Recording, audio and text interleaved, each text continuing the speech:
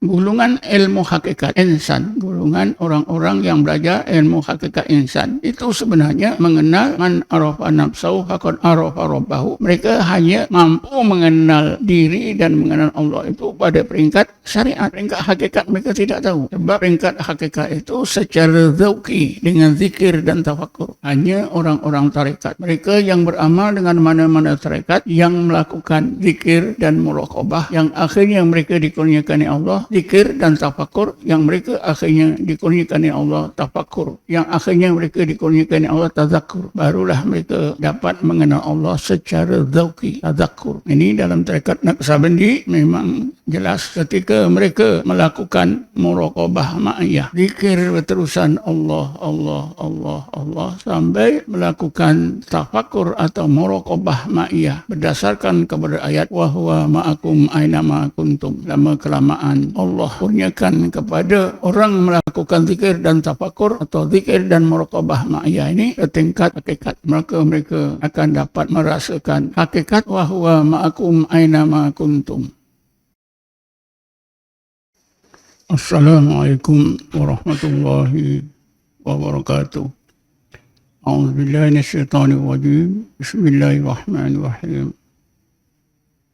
Alhamdulillahil qail awalam yanduru fi malakutis samawati wal ardh wa ma khalaqallahu min syai'in. Asyhadu an la ilaha illallah wahdahu la syarika lah wa asyhadu anna Muhammadan abduhu wa rasuluh. Allahumma shalli ala sayyidina Muhammadin abdika wa rasulika an-nabiyil ummi wa ala alihi wa sahbihi wa barik wa sallim. Allahumma nawwir qulubana binuri hidayatika kama nawwartal arda binuri syamsika abadan abada birahmatika ya arhamar rahimin. Tuan-tuan dan puan-puan yang dirahmati Allah sekalian, pada malam ini mari kita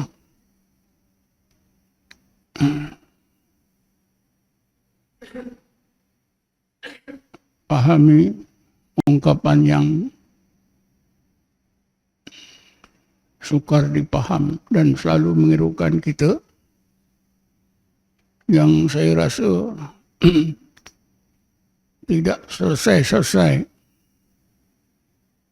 dibahaskan, diterangkan terus oleh para ulama, yaitu mengenai ungkapan man arafa nafsahu faqad arafa rabbahu. Kalau kita tengok dekat media sosial, YouTube, TikTok dan sebagainya, ramai ustaz-ustaz yang cuba menjelaskan maksud man arafa nafsahu faqad arafa rabbahu. Oleh kerana mereka tidak menggunakan asas yang semestinya digunakan, maka penjelasan yang mereka beri tidak dapat menyelesaikan masalah yang berkait dengan kepahaman man arafa rabbahu, man arafa nafsahu faqad arafa rabbahu. Asas yang kita mesti gunakan ialah dua kaedah mengenal Allah.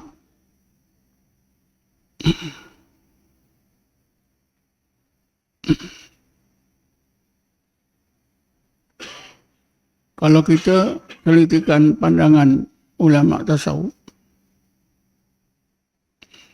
maka kita akan temui bahawa ulama tasawuf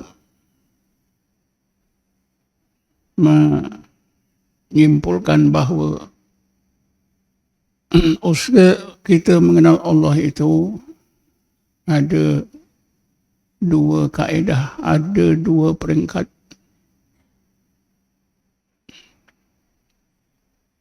Peringkat permulaan dikenali mengenal Allah di peringkat syariat. Mengenal Allah di peringkat syariat. Dan yang kedua, mengenal Allah di peringkat hakikat.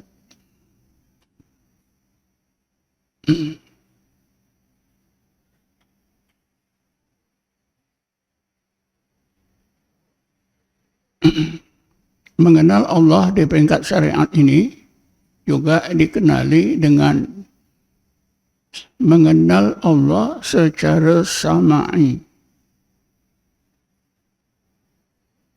Mengenal Allah di peringkat hakikat dikenali dengan mengenal Allah secara zauqi. Jadi mengenal Allah di peringkat syariat disebut juga mengenal Allah secara sama'i. Mengenal Allah di peringkat hakikat disebut mengenal Allah secara zauqi.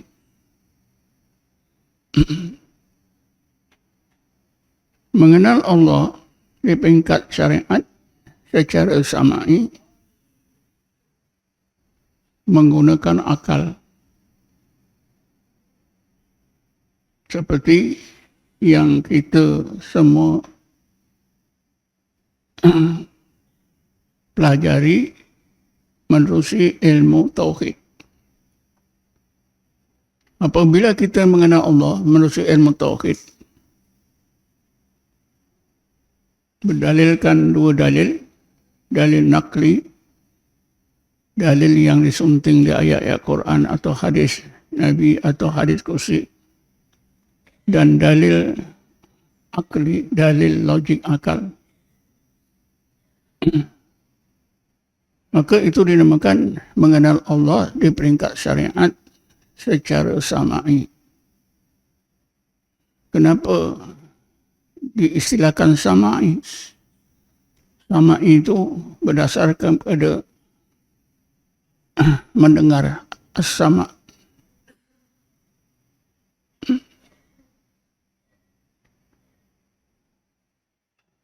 Karena mengenal Allah pada peringkat syariat ini menggunakan kitab, menggunakan guru yang menjelaskan, menghuraikan ilmu tauhid.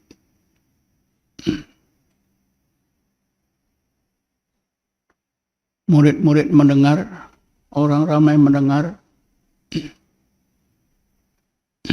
Lalu ada soal jawab.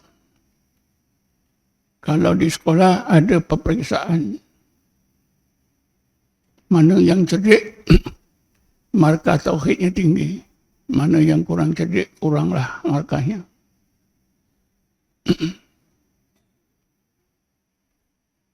Mengenal Allah di peringkat syariat ini, yang didapati hasilnya ialah ilmu mengenal Allah, yaitu ilmu tauhid.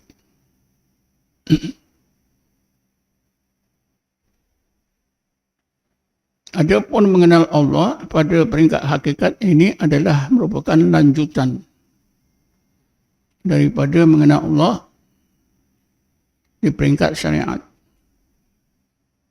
Bukan saja peringkat lanjutan, tapi peringkat yang tertinggi.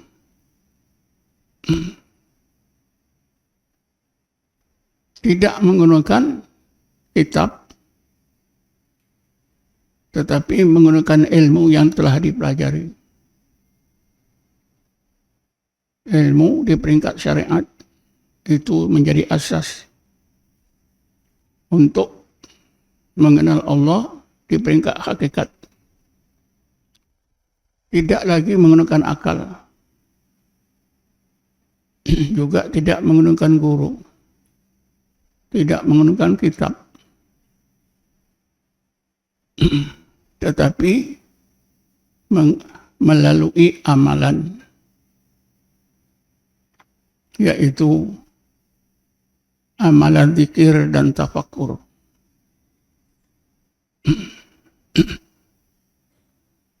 Karena inilah cara mengenal Allah di peringkat hakikat yang Allah tunjukkan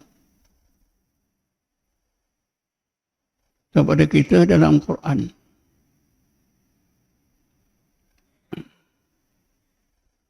Golongan ulul albab yang disebut oleh Allah dalam Quran adalah golongan umat Nabi Muhammad yang berjaya mengenal Allah di peringkat hakikat dengan menggunakan amalan zikir dan tafakkur. Bismillahirrahmanirrahim. Inna fi khalqis samawati wal ardi wa ikhtilafil laili wan nahar laayatil liulil albab alladzina yadhkuruna Allaha qiyaman wa qu'udan wa ala junubihim wa yatafakkaruna fi khalqis samawati wal ardi Rabbana ma khalaqta hadza batila subhanaka faqina adzabannar. Dua ayat ini, ayat 190 dan 191 surah Ali Imran, Allah jelaskan bahawa golongan ulul albab yang sentiasa yadhkuruna Allaha qiyaman wa qu'udan wa ala junubihim wa yatafakkaruna fi khalqis samawati wal ardh, sentiasa zikir dan tafakkur terhadap ayat-ayat Allah yang tersirat dalam semua kejadian di langit dan di bumi. Menerusi zikir dan tafakkur yang berterusan, akhirnya Allah kasyafkan berbagai hijab yang melindungi, yang menutupi pandangan mata hati mereka atau pandangan basirah mereka atau pandangan roh mereka. Bila Allah kasyafkan semua hijab, maka pandangan mata hati mereka atau basirah mereka atau pandangan roh mereka nampaklah rahsia-rahsia Allah di alam malakut. Inna fi khalqis samawati wal ardi wa ikhtilafil laili wan nahar laayatil liulil albab.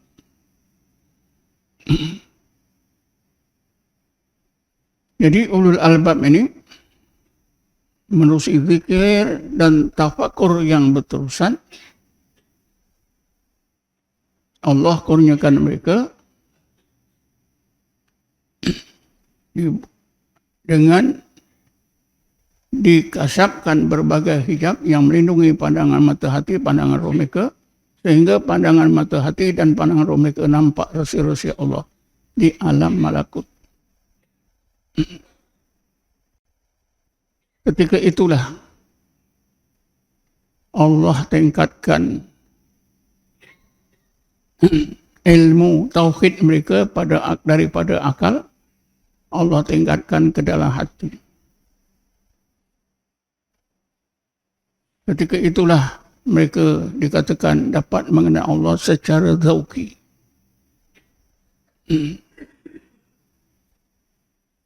Dan ketika mereka melihat dengan pandangan mata hati atau pandangan roh ayat-ayat Allah di alam malakut, itulah yang diistilahkan mereka dikurniakan oleh Allah musyahadah.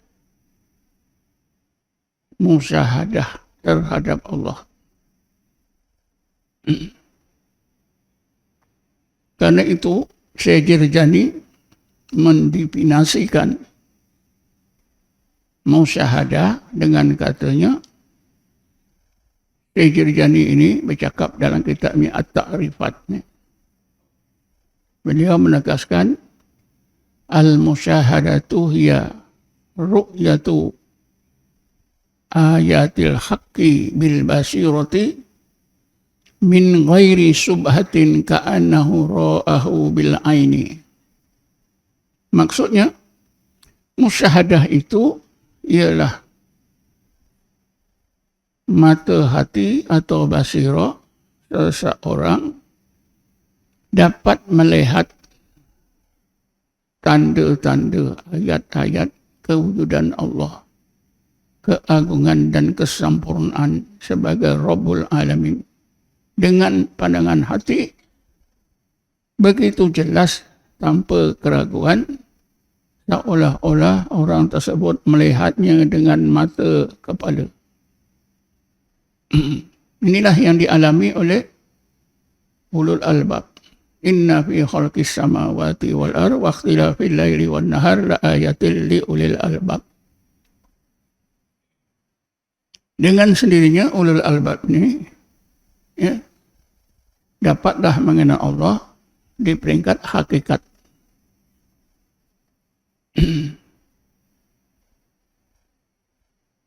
Kalau kita gunakan dalil akli itu ialah dalil menggunakan akal dengan cara melihat kejadian-kejadian di alam nyata ini dengan pandangan mata kepala. Seperti yang Allah sebut antaranya, afala yanzuruna ilal ibli kaifa khuliqat wa ilas samai kaifa rufi'at wa ilal jibali kaifa nusibat wa ilal ardi kaifa sutihat. Ayat ini Allah menyuruh manusia mengenalnya pada peringkat syariat dengan menggunakan pandangan mata dan akal, melihat semua kejadian-kejadian yang berada di alam nyata, alam mulki. Inilah dinamakan dalil akli. Yang didapati ialah ilmu tauhid. Tempatnya pada akal. Tetapi golongan ulul albab sesudah mereka kenal Allah dengan menggunakan pandangan mata hati melihat alam zahir ini, mereka meningkatkan usaha mereka mengenal Allah pada peringkat hakikat, yaitu dengan menggunakan pandangan mata hati atau pandangan roh melihat alam malakut. Rahsia-rahsia Allah di alam malakut. Apabila Allah bukakan berbagai hijab, pandangan mata hati atau pandangan roh, maka pandangan mata hati, pandangan roh mereka nampaklah ayat-ayat Allah di alam malakut. Maka ilmu tauhid pada akal mereka tadi, di peringkat syariat, ditingkatkan oleh Allah ke dalam hati. Bila ilmu pada akal ditingkatkan oleh Allah ke dalam hati, maka ilmu itu disebut sebagai makrifah. Saya sebut lagi sekali, ilmu mengenal Allah pada akal dinamakan ilmu. Ilmu mengenal Allah, ilmu tauhid. Orangnya dipanggil alim. Tetapi apabila Allah sudah tingkatkan ilmu pada akal ke dalam hati, maka ilmu pada akal tadi sudah bertukar namanya kepada ma'rifatullah. Orang yang disebut arif billah. Ini adalah selari dengan sabda Nabi Muhammad SAW. Di mana Nabi kita bersabda, al-ilmu ilmani. Ilmu itu ada dua. Makna ilmu tentang Islam ni ada dua peringkat. Ilmun sabitun fil qalbi fadhaka ilmun nafi. Ilmu yang pertama yang sabit, yang tetap di dalam hati. Itulah ilmu nafi, kata Nabi. Inilah makrifah. Wa ilmun fil lisan fadzaka hujjatullah ala ibadi. Satu lagi ilmu pada lidah. Ilmu pada lidah inilah maksudnya ilmu pada akal.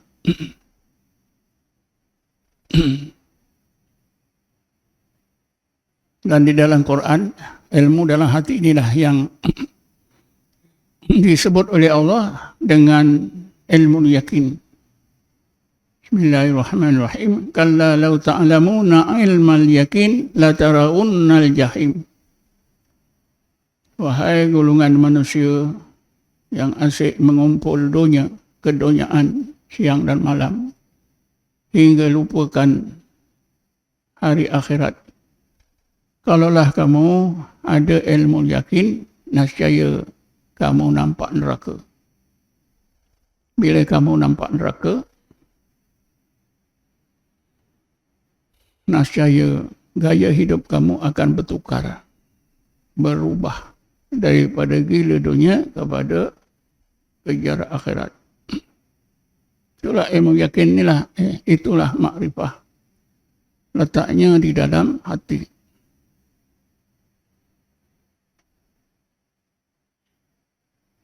Jadi ulul albab adalah segolongan umat Nabi Muhammad yang telah berjaya mengenal Allah di dua-dua tahap. Tahap pertama dengan akal, menggunakan dalil nakli dan akli, mereka dapat ilmu.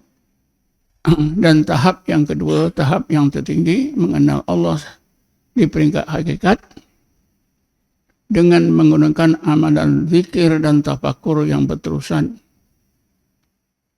Bila Allah bukakan berbagai hijab yang melindungi pandangan mata hati dan pandangan roh, mereka nampak resi-resi Allah di alam malakut. Maka ilmu mengenai Allah yang ada pada akal mereka, Allah tingkatkan ke dalam hati. Maka bertukarlah daripada ilmu mengenai Allah kepada ma'rifatullah.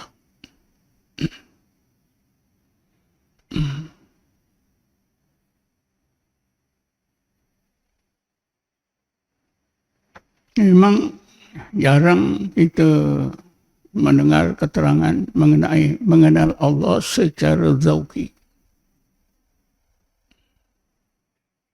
Tapi di dalam Quran memang ada dalilnya yang jelas. Yaitu ayat 23 surah Az-Zumar. Bismillahirrahmanirrahim. Allah nazzala ahsana hadisi kitaban mutasyabihan masaniya. Taqsairu minhu juludul ladzina yakhshawna rabbahum. Summa talinu juluduhum wa qulubuhum ila dzikrillah. Dzalika hudallah yahdi bihi man yasha.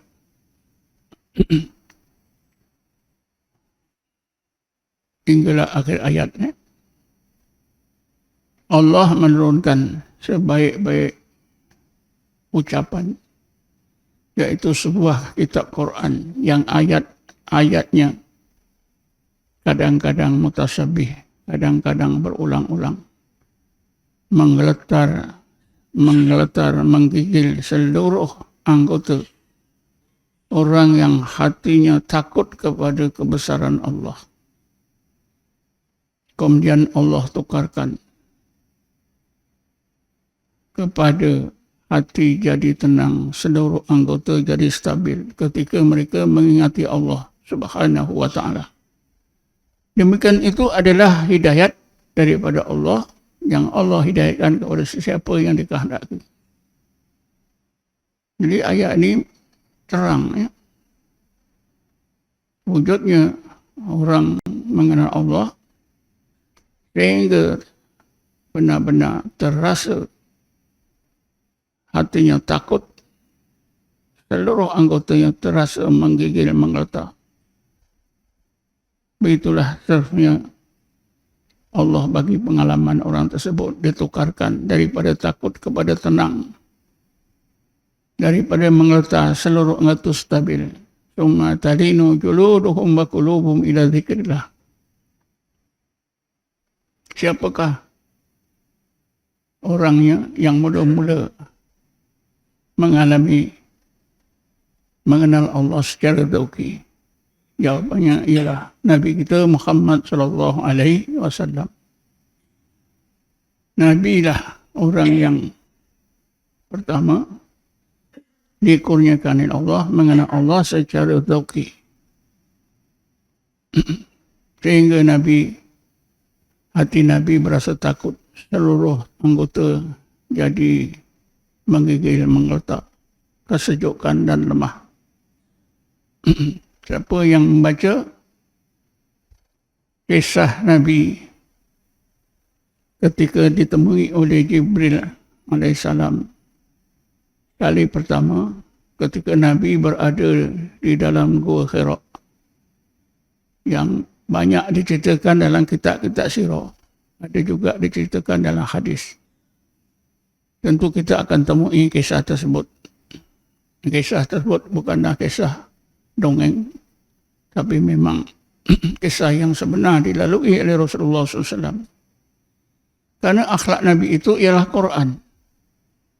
Jadi apa yang disebut dalam Quran itu semuanya sudah dihayati, dilalui oleh Nabi kita Muhammad sallallahu alaihi wasallam. Jadi karena itulah mengenal Allah secara zauqi atau mengenal Allah pada peringkat hakikat itu memang wujud.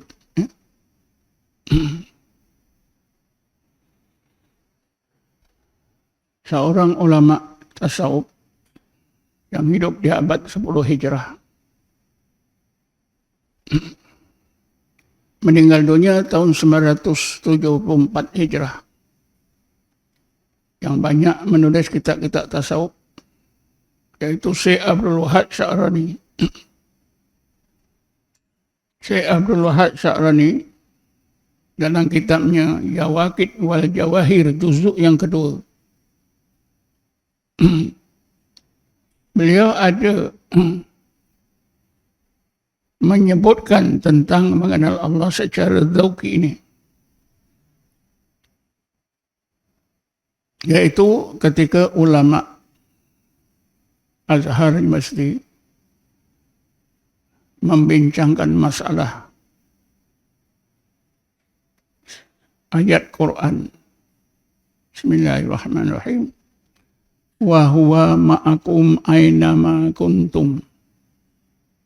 Dan Allah itu beserta kamu di mana-mana pun kamu berada.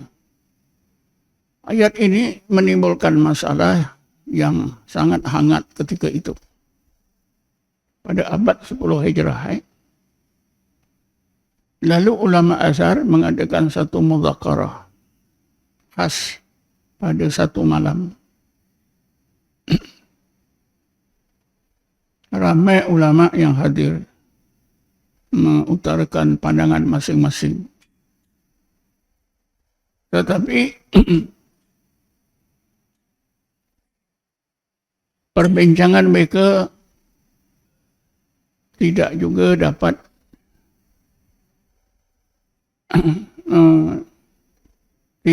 dapat menyimpulkan resolusi yang memuaskan. Cuma kita dengar abang sebentar. A'udzubillahi minasyaitonirrajim. Bismillahirrahmanirrahim.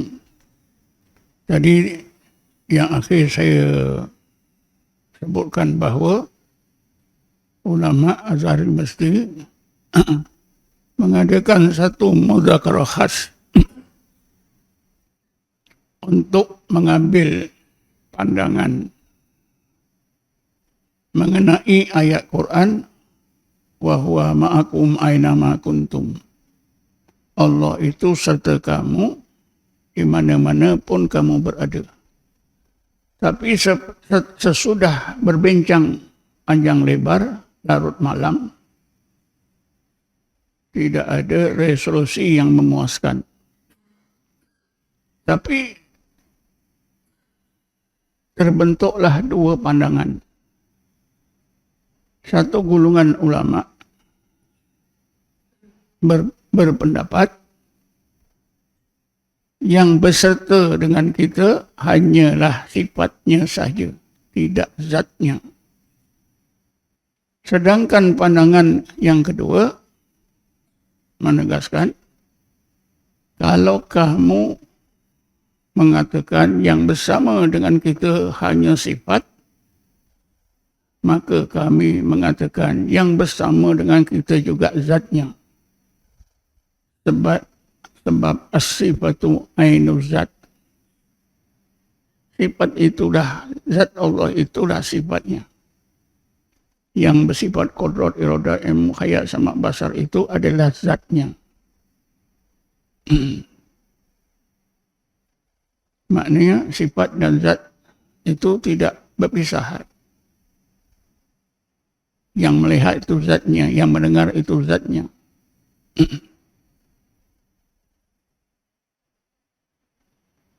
Jadi ada dua pandangan. Satu pihak kata, yang beserta dengan kita hanya sifat. Ini digunakan oleh Wahabi. Tapi golongan yang kedua, yang bersama dengan kita kedua-dua sifat dan zat sekali. Jadi resolusi ini tidak menyelesaikan masalah. Ketika itulah tuan-tuan masuk seorang ulama. Ulama yang dianggap alim. Sangat berwibawa. Tiba-tiba ulama ini masuk. Kesimpulan sudah dibuat. Dia masuk. Bila ulama ini masuk, dapat perhatian orang ramai. Jadi orang ramai tanyalah ulama ini. Siapa nama ulama ini? Ulama ini bernama Syekh Muhammad Al-Maghribi As-Sadzili. Gelaran As-Sadzili itu kita dah tahu dah. Syekh Muhammad Maghribi As-Sadzili ini berasal dari Maghribi. Beliau seorang syekh dalam tarekat Sadziliyah. Guru kepada Imam Syuuti, guru tarekat Imam Syuuti. Berarti Imam Syuuti ikut tarekat Sadziliyah. Gurunya Syekh Muhammad Al-Maghribi As-Sadzili. Memang beliau terkenal pada masa itu. Jadi orang ramai tanya, apa pandangan beliau mengenai ayat wa huwa ma'akum aina ma kuntum. Syekh Muhammad Maghribi As-Sadzili dia menjawab. Dia kata jawapannya ada dua.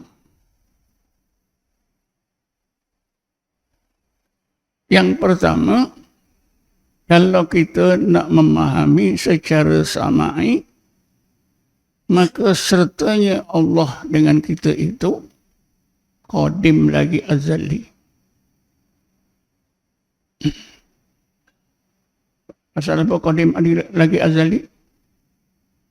Kerana apa saja yang Allah telah jadikan, sedang jadikan, akan jadikan, semuanya ada pada ilmu Allah. Ilmu Allah qadim lagi azali macam zatnya. Kerana yang berilmu itu zatnya. Lalu diterangkan dah panjang lebar. Mengenal Allah secara sama ini, mengenal Allah dengan akal. Berdalilkan dengan berbagai dalil. Akli dan nakli. Kalau kamu mau memahaminya secara zauki, dia sebut secara samai. Sudah diterangkan tadi. Sebaliknya kalau kamu mau mengenal, mau memahami wahwa ma'akum aina ma kuntum secara zauki, maka aku juga boleh ajar kamu. Tapi hendaklah siapa yang tak serah diri pada saya. Serah diri itu untuk apa? Dia ajar zikir. zikir dan tafakur di bawah pimpinannya. Jadi dalam kitab Yawaqid wal Jawahir juzuk kedua, Syekh Abdul Wahab Sya'rani meninggal dunia tahun 974 Hijrah, ada mengabadikan, mencatatkan tentang mengenal Allah secara sama'i dengan akal seperti biasa dan mengenal Allah secara zauqi.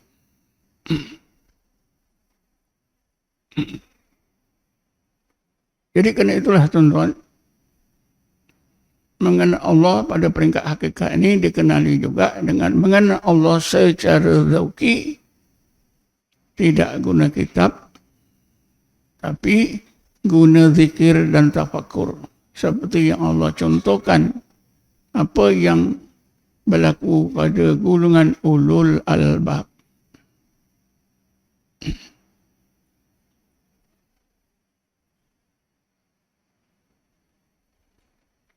Menurut Ibn Khaldun dalam sebuah kitab beliau yang bertajuk Sifat Usail li Tahdhibil Masail, Ibn Khaldun menegaskan usaha seseorang mukmin untuk mengenal Allah secara zauqi ini dikenali dengan mujahadah al-kasfi wal ittila'i.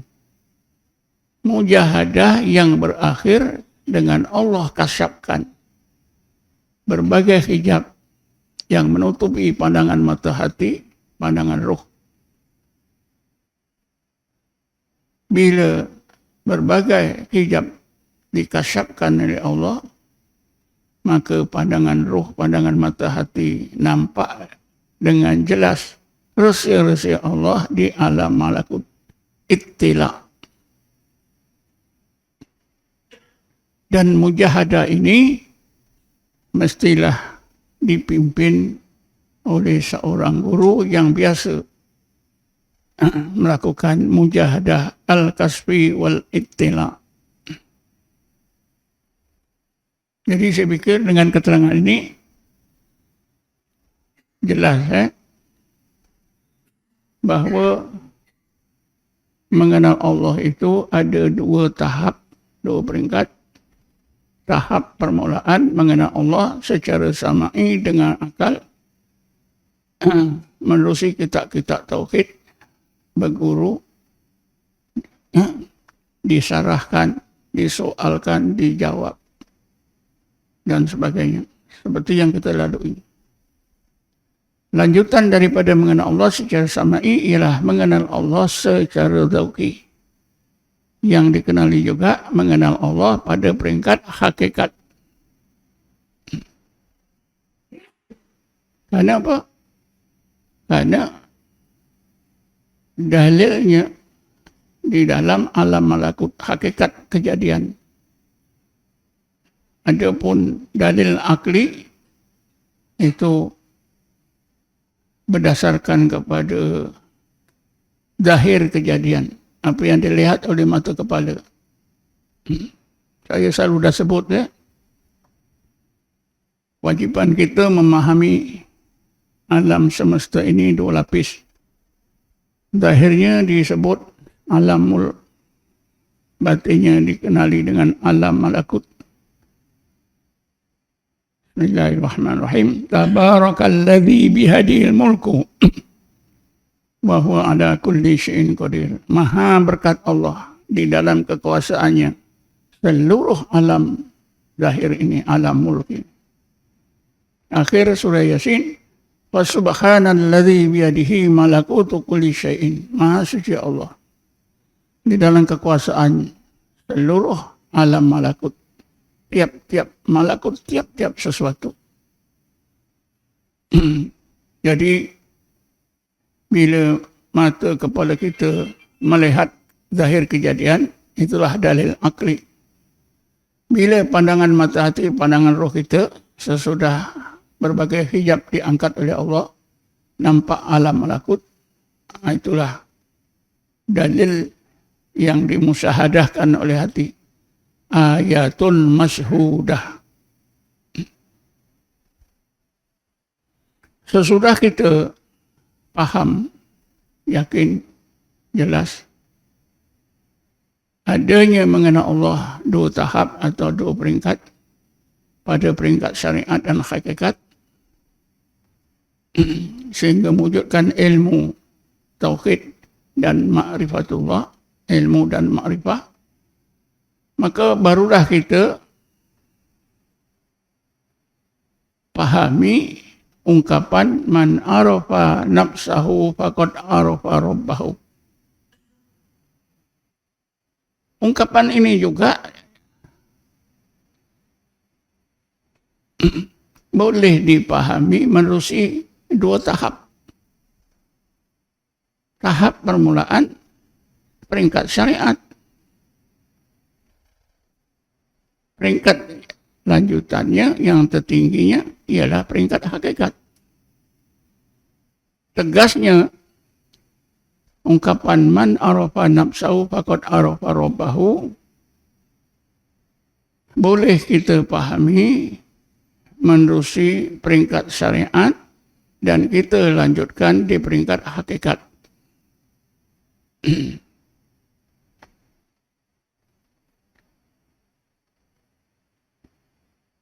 Kenapa tak selesai-selesai perbincangan tentang ungkapan tersebut? Karena ustaz-ustaz tidak menggunakan pendekatan seperti ini. Bercampur baur. Mereka tak terangkan pendekatan apa yang mereka guna. Orang ramai pun tak tahu.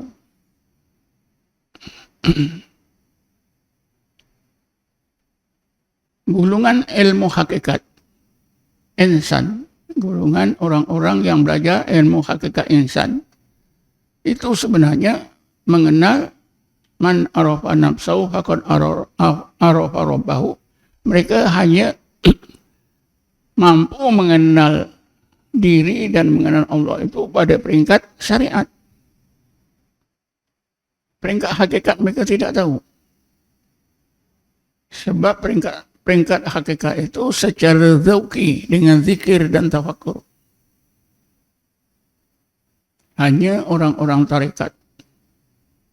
Mereka yang beramal dengan mana-mana tarekat yang melakukan zikir dan muraqabah yang akhirnya mereka dikurniakan Allah, zikir dan tafakur yang mereka akhirnya dikurniakan Allah tafakur, yang akhirnya mereka dikurniakan Allah tazakkur.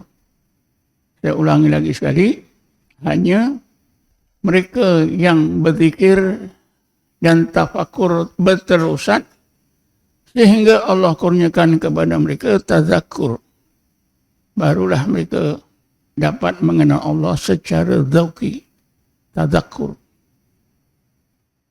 Ini dalam tarekat Naqsabandi memang jelas. Ketika mereka melakukan muraqabah ma'iyah,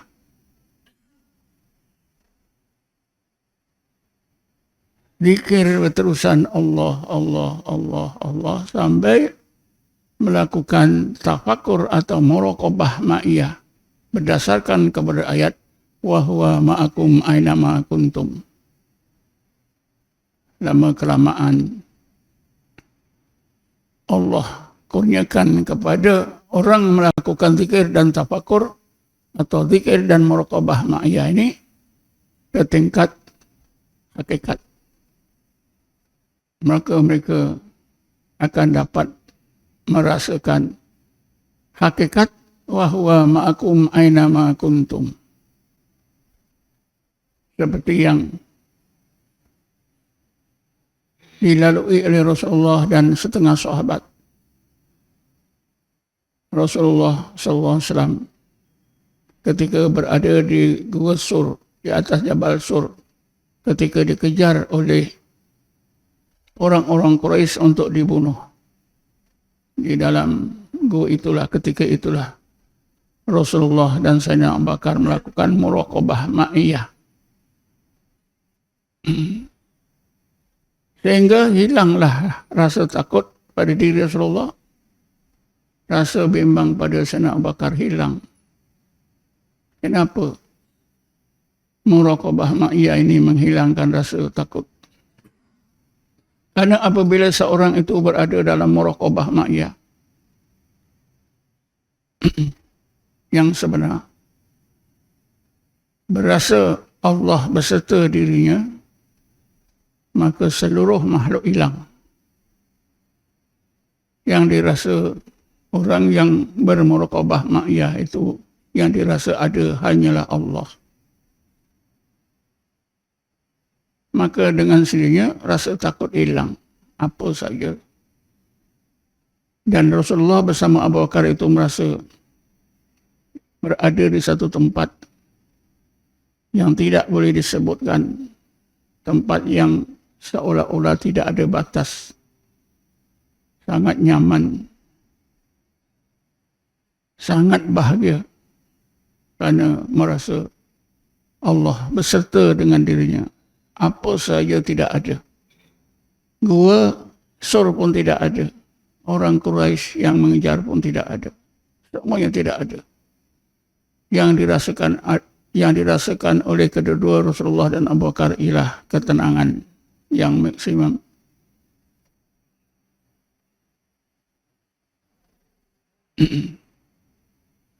Karena itu hilang takut. Jadi sesudah kita dapat keterangan macam ini tuan-tuan, maka begitulah ungkapan man arafa nafsahu faqad arafa rabbahu, kita boleh pahami menerusi dua tahap kepahaman secara sama'i dengan akal, dengan ilmu biasa, dan secara dzauqi menerusi zikir dan tafakkur. Di peringkat sama'i, peringkat syariat, kita dapat ilmu, mengenal diri, mengenal Allah. Di peringkat dzauqi, di peringkat hakikat, Allah sampaikan ya, hakikat wujudnya diri kita dan wujudnya Allah Subhanahu wa taala. Barulah tercapai man arafa nafsahu faqad arafa rabbahu.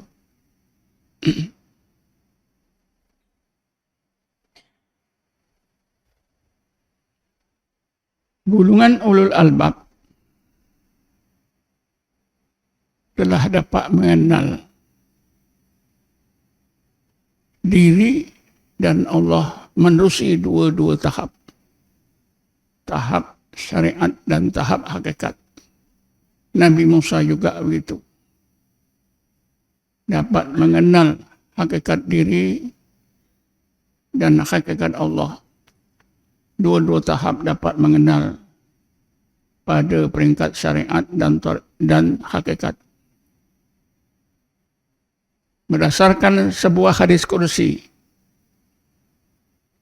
Allah menyentuh tentang wali Allah.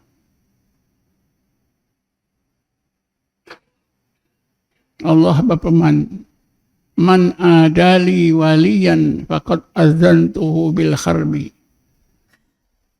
Wa ma taqarraba abdi ilayya bi syai'in ahabba ilayya mimma aftarabtuhu alaihi. Wa la yazalu abdi yataqarrabu ilayya bin nawafil hatta uhibbahu. Fa idza ahbabtuhu kuntu sami'ahu alladhi yasma'u bihi wa basarahu alladhi yubsiru bihi wa yadahu allati yubsitu biha wa rijlahu allati yamshi biha fa idza sa'alani la u'tiyannahu fa idza ista'adani la u'idhannahu.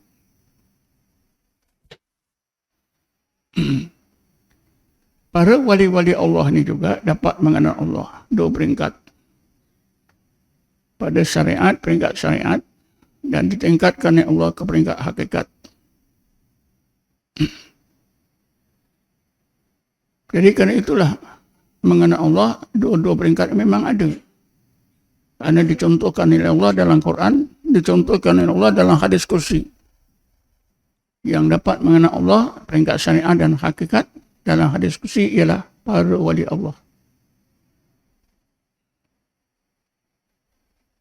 Hadis tersebut bermaksud siapa yang memusuhi seorang waliku, maka aku isytiharkan perang terhadapnya. Maksudnya ya, kita wajib menghormati wali Allah. Kalau kita benci, Allah benci kita. Hambaku, tidak ada sesuatu yang dilakukan oleh hambaku untuk menghampirkan diri kepada aku yang paling aku sukai selain daripada apa yang aku fardukan ke atasnya. Hambaku yang telah melakukan perkara yang difardukan itu sentiasa menghampirkan diri kepada aku dengan melakukan perkara-perkara yang disunatkan sehingga aku kasih kepadanya. Apabila aku kasih kepadanya, maka aku jadi pendengarannya yang digunakan untuk mendengar. Ini disampaikan wali Allah itu ditingkatkan oleh Allah usaha mereka mengenal Allah daripada peringkat syariat ke peringkat hakikat. Sehingga wali Allah itu merasa dia mendengar dengan Allah. Dia melihat dengan Allah. Daya kekuatannya dengan Allah. Semuanya dengan Allah. Jadi kesimpulannya, para wali Allah juga melalui dua peringkat dalam usaha mereka mengenal Allah. Pada peringkat syariat secara sama'i, meningkat kepada peringkat hakikat secara dzauqi.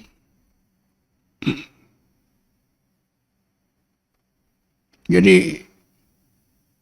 tentunya ya, para wali Allah itu bila mereka dapat mengenal Allah, mengenal Allah secara sama'i pada peringkat syariat, kemudian di peringkat hakikat, maka para wali Allah itu dia dapat memahami dengan pahaman yang sebenar. Man arafa nafsahu faqad arafa rabbahu. Mereka dapat memahami di peringkat syariat dan di peringkat hakikat. Begitu juga ulul albab. Begitu juga Nabi Musa alaihissalam yang diceritakan oleh Allah pada ayat 143 surah Al-A'raf.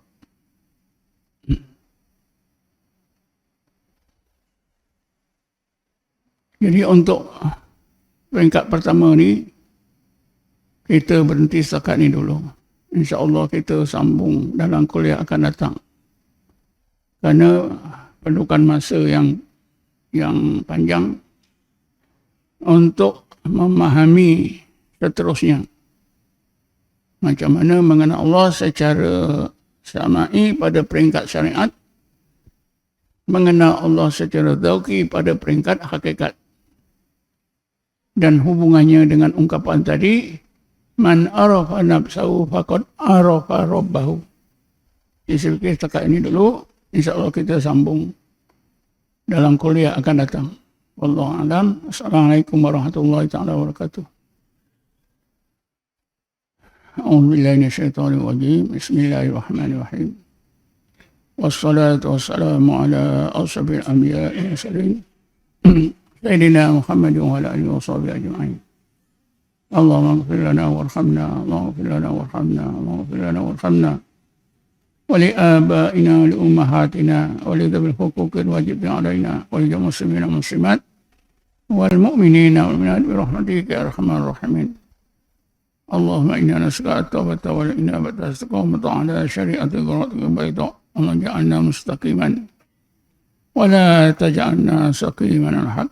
Rabbana atina fid dunya hasanah fil akhirati hasanah wa qina adzabannar. Walhamdulillahi rabbil alamin. Taqabbalallahu minkum.